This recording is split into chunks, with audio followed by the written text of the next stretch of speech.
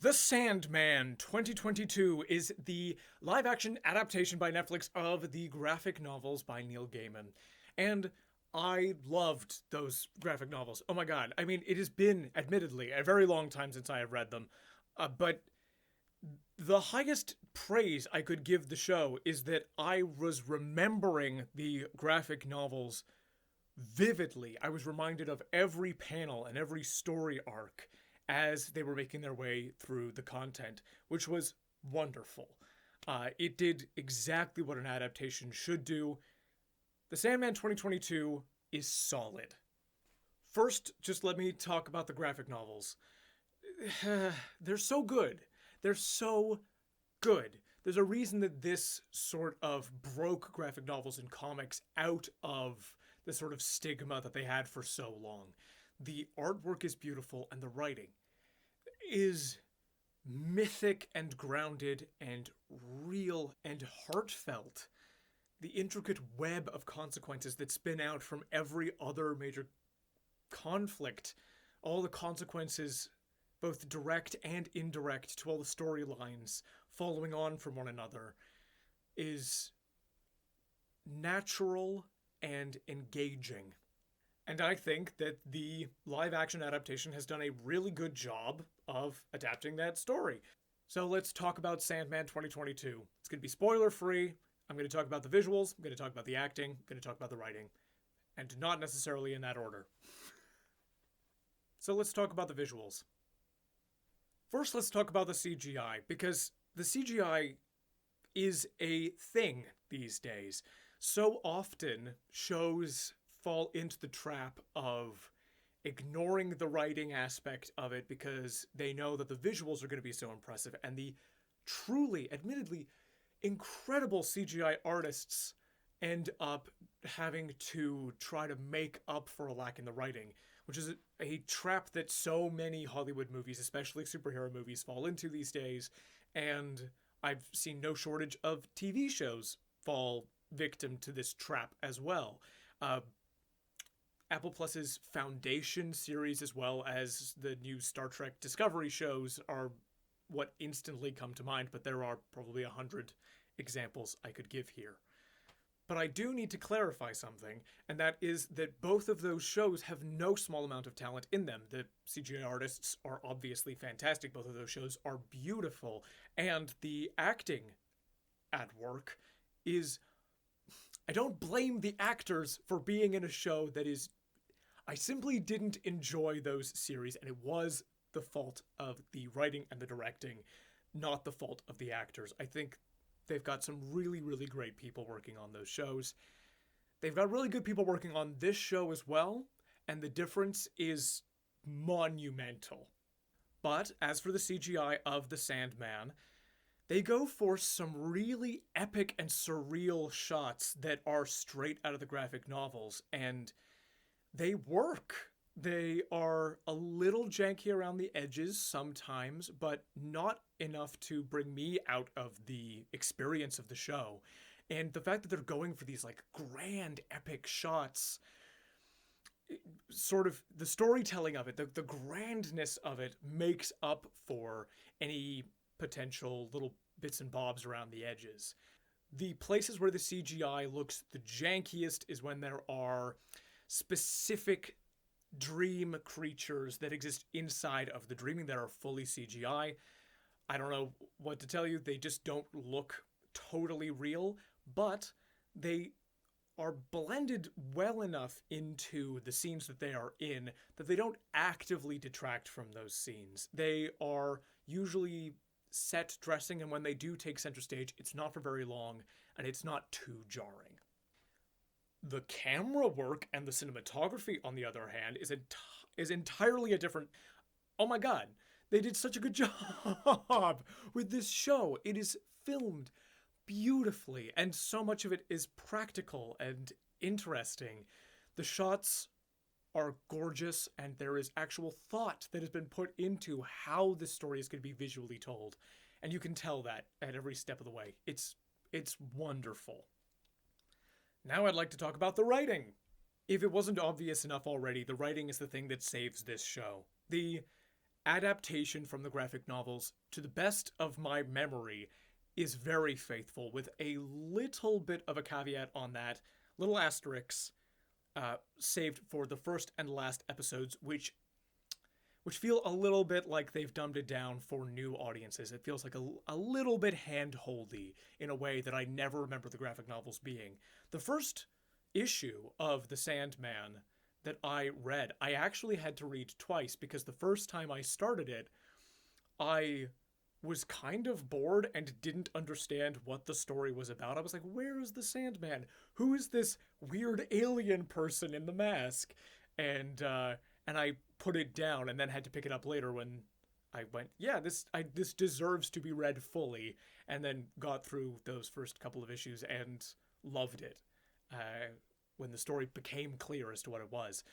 The Sandman Netflix show does not give its audience that much leeway. It does tell you right off the bat, here is what is happening. We're going to bring you along. But from episodes 2 through 9, no wait, yes, because this show does a weird thing. It's nice. I don't mind it, but it goes like it's a 10-episode season, and then they released another episode like 3 weeks later, which is wonderful, and I'll get to that in a second. But yeah, like episodes 1 through 10 should be season 1, right? Probably? Unless episode 11 is also in season 1? I don't know. But episodes 2 through 9 feel very, very faithful. And most of episodes 1 and 10 also feel very, very faithful as well. The other thing I wanted to talk about with the writing of this show is that it has a couple of moments that are a little bit sappy, a little bit twee, in my opinion. But it earns those moments because it manages its tone really well. The show, much like the graphic novels, is unflinching when it comes to depictions of some of the things that are really hard about the human experience. I'm thinking specifically about the episode with death and about people dying at all times of their lives and about how unfair that might seem from our perspective, but is nevertheless the nature of life, and also about domestic abuse specifically. These themes are there, and they are as uncomfortable and terrifying as they are in the real world, but done in an artistic way. It's not unnecessarily graphic or brutal in any situation, which I really appreciated. So let's talk about the acting in this show, which again is very good, and the actors are given a chance to actually sink their teeth into something and deliver a performance of characters that are worth acting well. Tom Surridge plays Dream, who's the protagonist of the series, and I think he's really good in this role. He looks the part. He's got this deep voice that feels sufficiently otherworldly. He's also kind of emo, which is very much the case for the character of the graphic novels. And he can be menacing as hell, which is amazing. And I think it's wonderful. He's got a really good, just subtle thing going. And I love it. I think he's really good. Oh yeah, let's talk about Gwendoline Christie as Lucifer, because this is the one. Lucifer was clearly in the graphic novels based off of David Bowie. And Gwendoline Christie very much isn't David Bowie. That feels like a weird thing to say, but doesn't look the part of the graphic novels Lucifer. And obviously it is a gender swapped or gender neutral casting, which isn't a problem at all. It's the same character. So this casting just made sense, and it didn't jar in any way at any point in the episode, which was great. Here's the thing. I only really know Gwendoline Christie from Game of Thrones, and, you know, she was in Star Wars, but that wasn't a real part. And so I didn't have a real sense of her range. She's really good in this role. She's exactly the right amount of regal and menacing in that sort of understated, I could kill you at any time kind of way. I thought that she was really, really good in the role. Some other shout-outs that I've got here who were really, really good. I've got Kirby Howell-Baptiste, who has a great turn as Death. Also, we've got Charles Dance, who has a great role in the first episode of this series. We got Jenna Coleman, who has a great episode as well. And David Thewlis. I can't rave enough about David Thewlis in this show. I was so sad when his arc came to its end. I just wanted to watch him act for the rest of time. He's wonderful in this series. I recommend this show, if you haven't seen it already, just for David Thewlis' character and his acting, because he's great. Just so good. We even got a cameo from Mark Hamill, who voiced Merv Pumpkinhead, who's a fully CGI sort of scarecrow with a pumpkin head, who's like a grumpy guy who wanders around Dream's castle. That's nice. I always like Mark Hamill when he's in stuff. He's so good, and Merv Pumpkinhead is a great role for him, so that was nice. I also got to give a huge shout out to Arthur Darvill and Melisanthe Mahout, who is a Greek-Canadian actress. Both of these guys are in that weird 11th episode that the show has. Weird as in that it's weird that that episode wasn't released along with the other 10, but it's great. Like, don't get me wrong, the episode itself is wonderful, and they are specifically in it's a sort of a two-part episode. They're in the part titled Calliope.